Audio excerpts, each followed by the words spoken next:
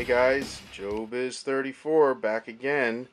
Gave it a little more time to soak up the figure first before I start talking about it. Obviously, this is the reworked Sideshow Leatherface 1974 edition that I've been promising I was going to do for a while.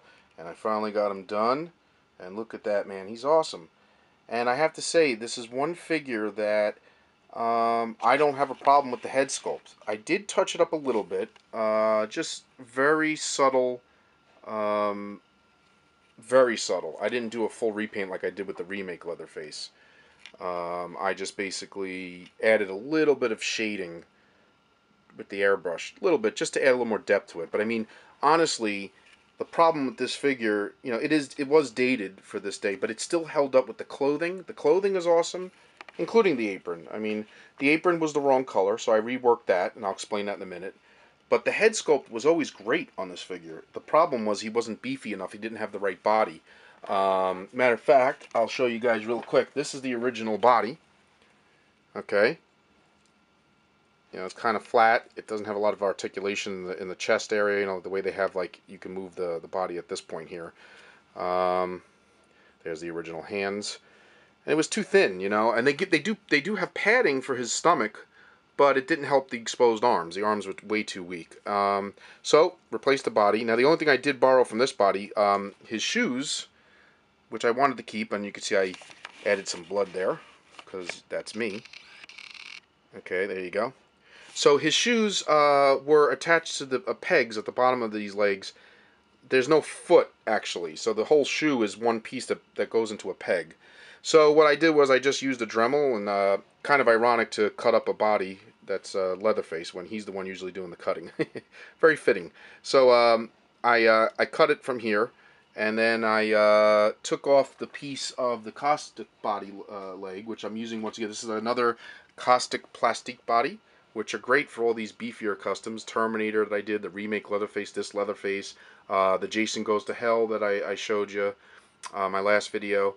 This is the bottom piece that would normally go into the foot of the caustic body.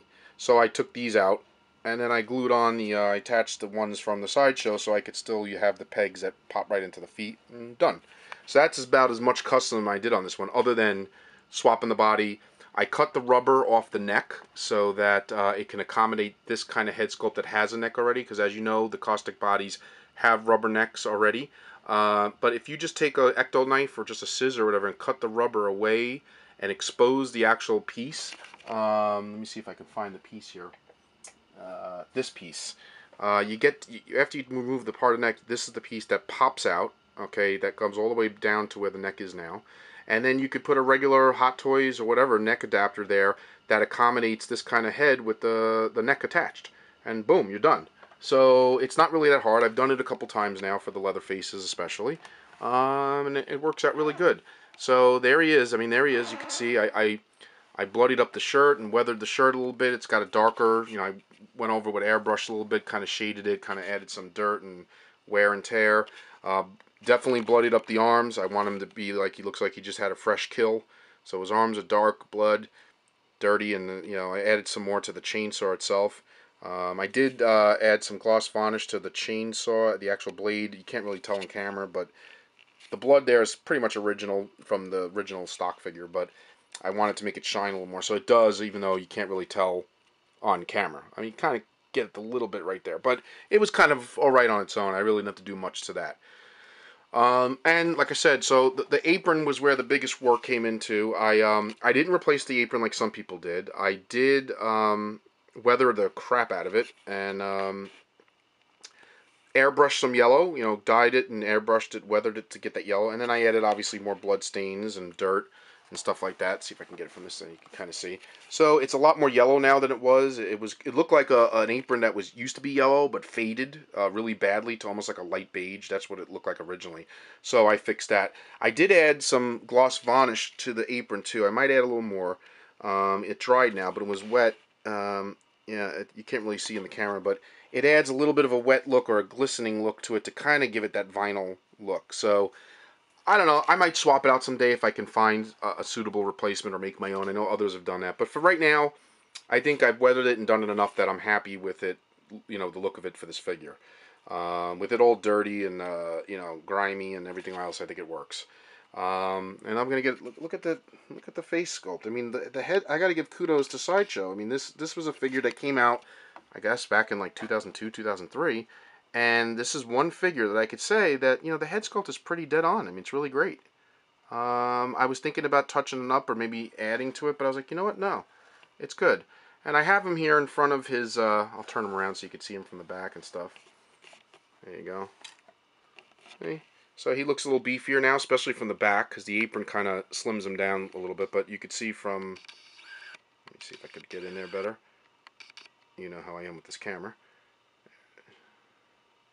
So there's the tie in the back. There we go. Oh, he's just, yeah, there we go. Okay, I guess that's good enough. So you can see from the back, you can really see his beefiness, more so than, you know, the front. But I did keep the padding. He does come with padding,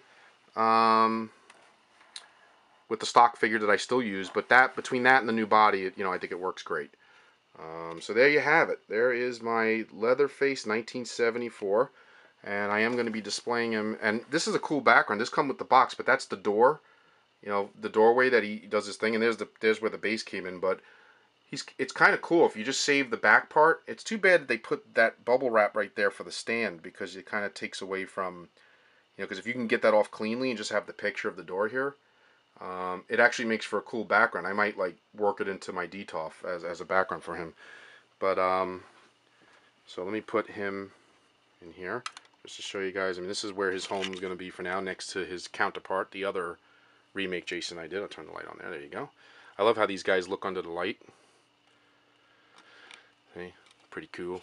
Pretty cool. Pretty cool. I might get some better lighting at some point that's better. I know some other people have used ones that kind of work all the way around, but for now I have this tap light, and it's cool. You know, you could turn it on off. It turned itself off in 30 minutes, so as you can see that day, you can really see how he's bloodied and all that. And there's his partner. I did that in another video. There's the remake Leatherface that I reworked. That I did a full rework of the mask. But these caustic bodies, these caustic muscular plastique bodies, really work well. I mean, here's another look at Jason. I mean, this is also on a caustic body. This is the one I showed you. You know, I just did my last video on. That's my sculpt. That's my head sculpt. So if you haven't seen it yet, check out my channel. I have a whole nother video on him. There's the old Sideshow head that I originally reworked. But he's also on a caustic body with some little extra padding. Nothing too bad. And like I said, once again, there's my Terminator custom, and I think it works for Arnold as well. Some people complain about the neck being too fat or whatever, but I don't know. I think it's fine. And that's it. So, you know, with horror, you know, Halloween coming up, horror's on my mind. I'm doing all sorts of horror customs, and I'm in the mood for horror during this time of year. I'm gonna, like I said in my last video, I'm gonna be doing a special Halloween YouTube video, probably like a week before Halloween. So, you know, kind of get everybody in the mood a little ahead of time. But I'm gonna showcase all the Michael Myers I have. Here's a little glimpse. Boom, bam. Okay, so those are two right there, and I'm gonna show a lot more. And I'm just gonna dedicate that video to all Michael Myers for that video. But in the meantime, you know, the true meaning of the holiday represents all the horror characters, and that's why I like to celebrate it by working on a few during this time of the year. You know. So that's it. Okay. Once again, Joebizz34 bringing you another custom. Another rework, well in this case more of a rework than a custom, I should say. I got to give Sideshow credit for the head sculpt on that one. But there he is, the 74 Leatherface I always wanted. There you go. Alright guys, I'll be back soon. Look out for my Halloween video probably in a week or so. Alright, until then, peace out.